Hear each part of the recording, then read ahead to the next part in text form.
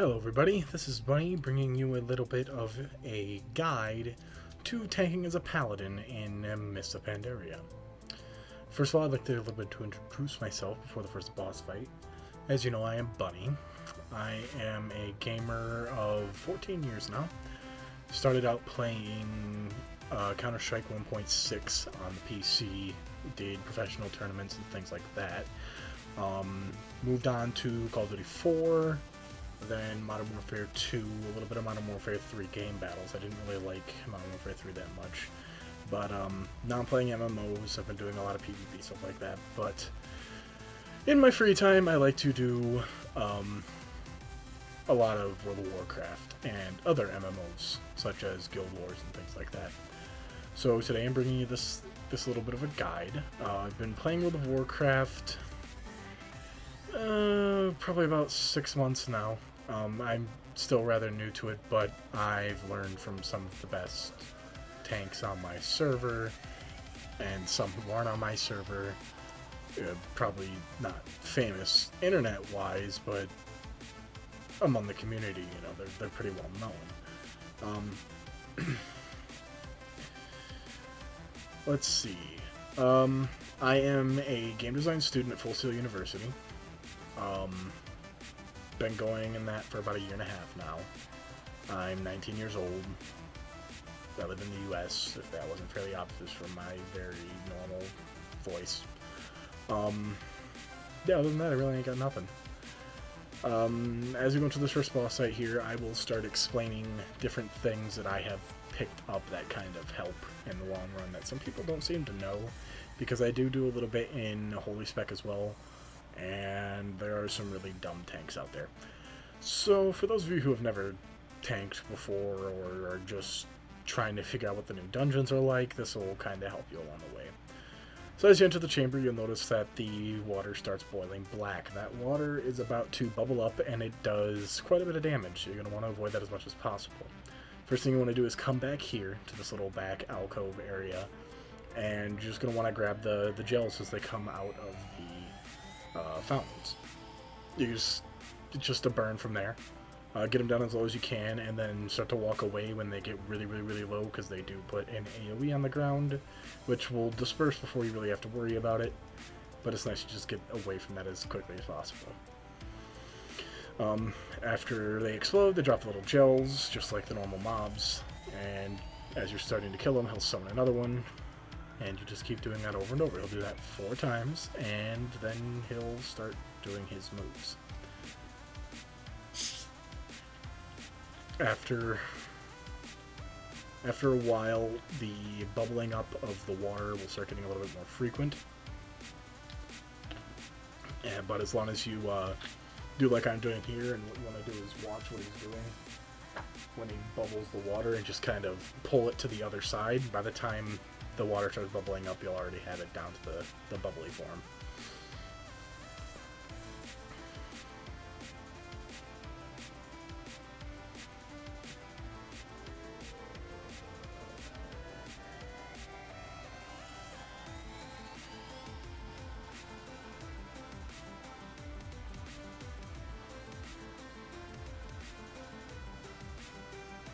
Something I kind of wanted to point out is that you'll notice this necromancer here in a second. I think it's the necromancer that does it. It's either the necromancer or the hunter decides to go full retard and charge down to the other brazier. I don't know what they were thinking, honestly, but oh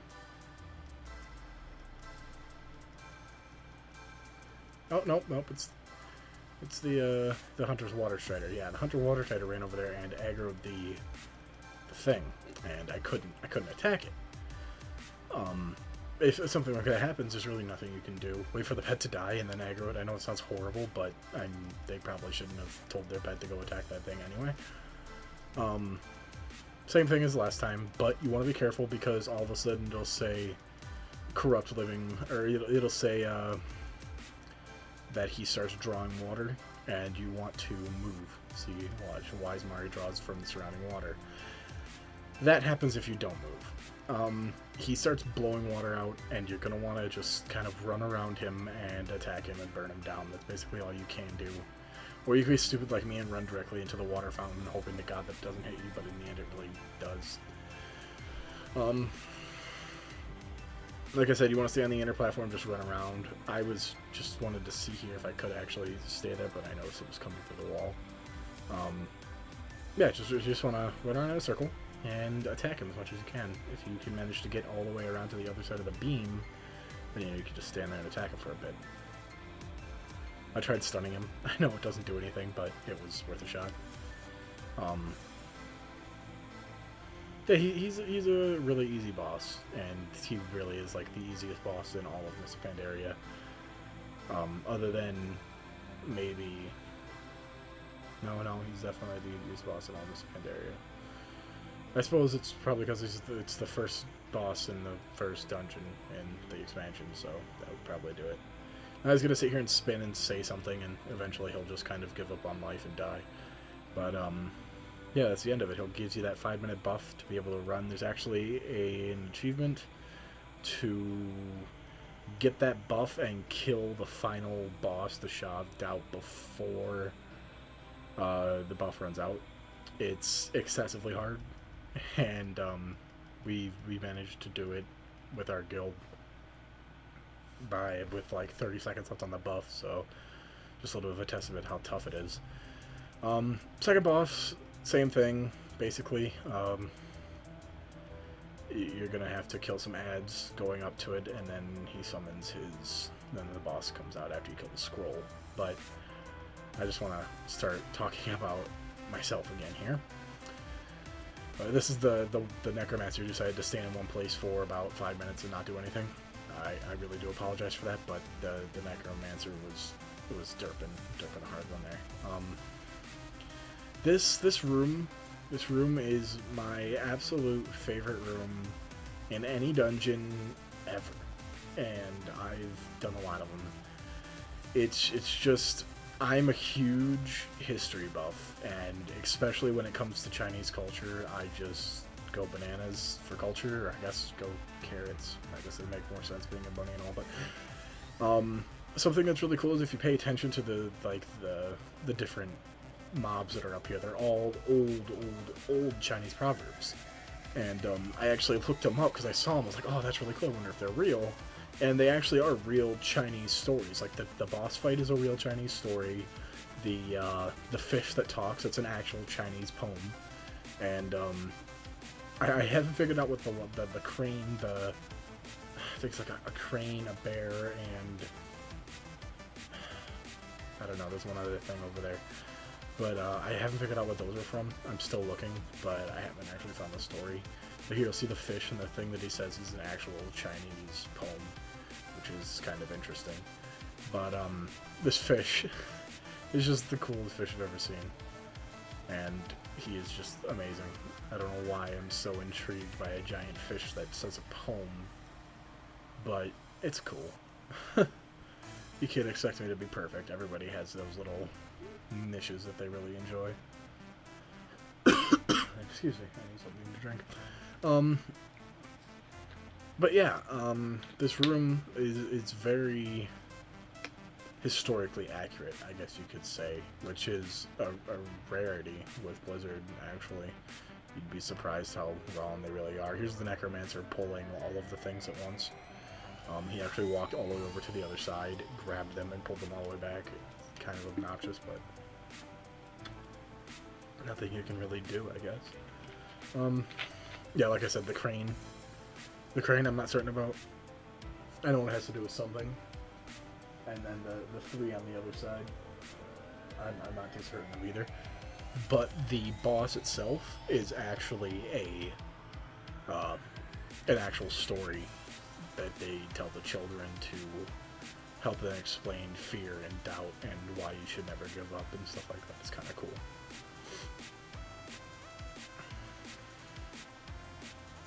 This is kind of a long video, but that's because there's a lot of derps from the crew, as you will see.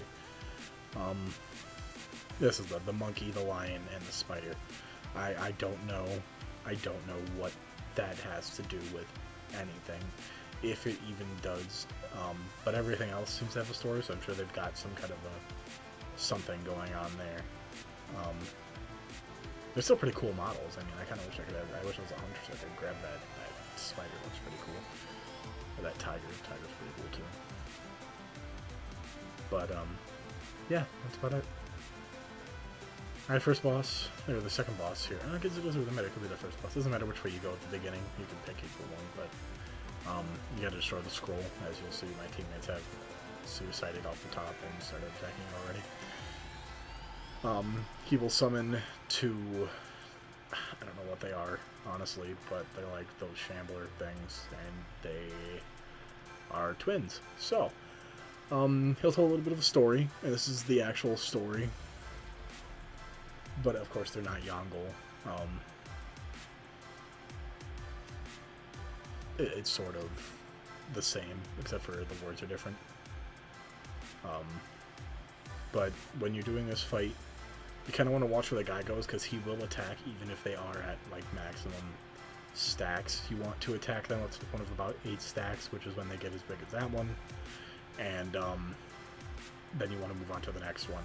Because if they get to 8 stacks, they will go uber, and they cannot take any damage. So you just kind of want to watch that and keep going as long as you can, because otherwise you're going to be kind of SOL when you can't attack him at all. Other than that, yeah, they don't share a health pool, so you just gotta slowly whittle each one down one by one. And eventually they'll die, and you get your loot, and then you get another speed buff, and then you go into the next zone. That's about it.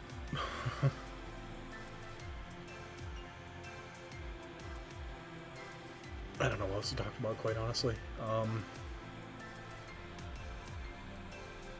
I guess we could talk a little bit about the future of World of Warcraft. I don't want to lay any spoilers down. But it's looking like the next expansion may be the last one, and I don't know if I'm worried about that or what. But it may lead to some interesting times. That's for sure. And I'm interested to see where this thing for the Black Prince goes, and that should be a very fun time.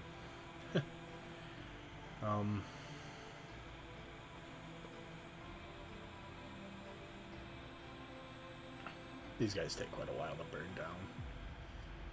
They do have individual health pools. I wish it was shared. It'd make this boss fight so much easier, but they're not, and you've got to take down each one individually.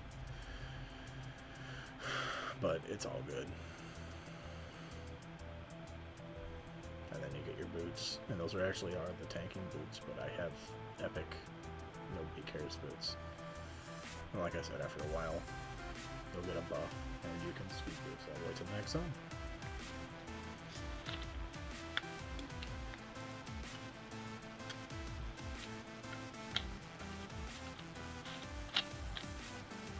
I apologize for my voice being a little dim. I am unfortunately sick with the flu, and I have to keep drinking water or my throat gets so bad that I just can't even breathe. This next room I decided to test the healer. You'll notice the healer is the second paladin dot that's way back at the other zone. I decided it'd be fun to see how long it took him and how much of a hurry I could get him in if I were to just pull everything and start dying. I had to pop my lay on hands, of course, but that was expected, and then I mass stunned, and by the time I did that, he was finally showing up. I like to do this every once in a while, because, you know, the healers nowadays, they're just not the par, man.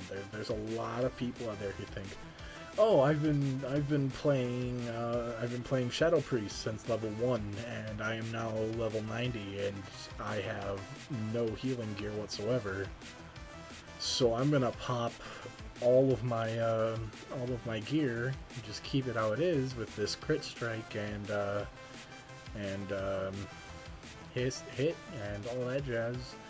And I'm gonna go Holy Priest and decide I'm going to heal now, and then they die in a miserable fire because they just can't. You'll see here I'm actually pulling top DPS. That is not a fluke. It's not recount going freaking ballistic. That is literally just me pulling almost 50k DPS. Because for some reason they uncapped Vengeance. So now Vengeance stacks up to like an insanely BS amount. And I think I've had up to 100,000 attack power at any given point in time. It's pretty BS. It's just very BS. Alright, this boss fight, this one's a really fun one too. The way the boss works is that basically it's going to be a tank and Spank, hold her in one place, and she will start throwing things in directions. You want to kind of point her at an angle like I got her. Because each one of those little lines will walk to left, right, front, and back. So if you hold there at an angle like that, and people are standing in cardinal directions from the boss, they can't get hit by it. And you have nobody complaining about them dying because they were being hit by the thing that was coming flying at them about 150 miles per hour. But yeah, pretty easy fight at like, I think 25%. She will hit phase 2. I forget exactly when. I think it's 25, 30%, something like that. I don't know. Bigwigs.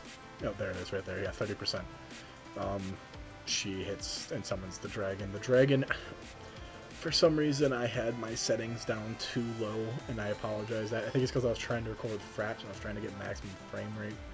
So I lowered it down, so I can't actually see the Jade Fire on the ground. I kept on getting hit by it. I was like, what the hell's going on? So I ended up having to move around quite a bit. But you're going to want to avoid the Jade Fire on the ground. Eventually, she will turn on the person and kill her, and then that's the end of the fight. Here, I'm going to I turned up my settings here real quick, so that way I can see what's going on next time. It's going to freeze for a second. I really do apologize for this. There we go. Now it doesn't look like complete another shite. I don't know, what else? Yeah, that's about it after that fight. You just gotta kill these 3 guys and then you go into the final boss room. Which is actually a really fun boss. I quite enjoy it myself. But then again, I'm a very strange person. I mean, after all, I do call myself Bunny. I can't be that right in the head, can I? I don't know. These guys took forever to take down. I'm not certain why. I think somebody wasn't attacking. Honestly, I think that's what it was. But it doesn't really matter. Oh, excuse me, it's almost bedtime for me.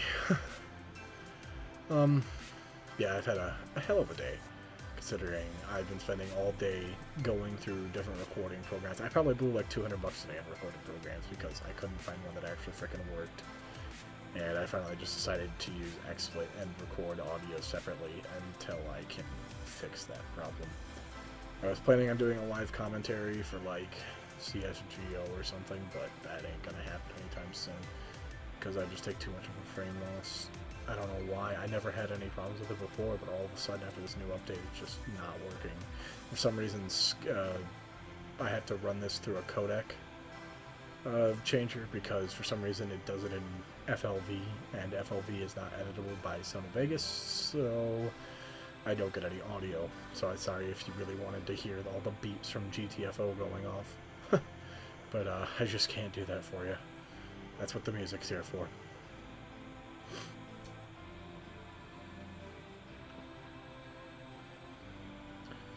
Alright, this final boss, he's a fairly basic boss, tank and Spank, and he's gonna have like 1 or 2 moves that you gotta worry about. Actually, he only has 1 move. He's not gonna do anything special. He doesn't have any AoEs, he doesn't have any spins, he doesn't have anything like that. He literally just stands there and takes a beating. At I think like every 10% of his... No, I think it's on a time interval of like every 30 seconds he does this. And you just gotta kill all of the... Each person has their own thing that is aggroed onto him. I couldn't switch targets for some reason. But each person has their own thing. Once you kill them all, he will become targetable again.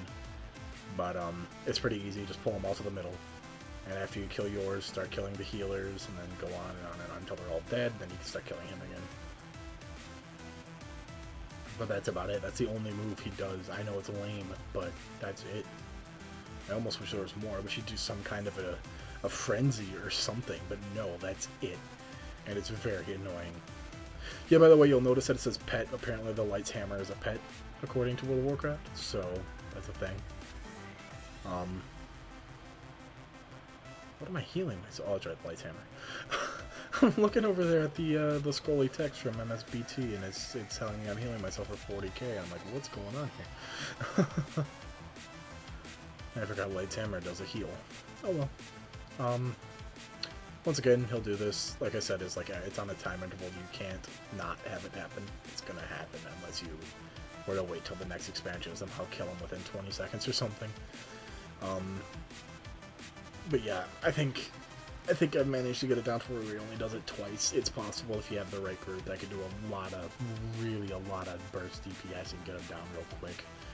Like hunters and DKs and things like that. If you get a lot of them, you can pretty much blow through any of these dungeons. Another option for another achievement here. When he does the thing there where he turns invisible, there will be Seeds of Doubt that you can go and click on. If you can defeat him with a stack with at least 2 of them active, at least 2 of them active, or no, at least 4 of them active, you can get an achievement. But the thing is that you take, like, at the end of it, 100% more damage, and it does kind of hurt.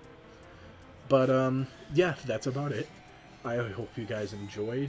I'm really happy to be part of Ace Games Academy. Glad to be able to show myself off. Make sure to leave your interesting comments and questions in the comment section below. And that's about it. I'll have another video out sometime later this week. I'm going to be going to get an actual mic and probably purchase a new game because I need something to do. But yeah, that's about it. I hope you guys enjoyed, and I will see you all later. So long.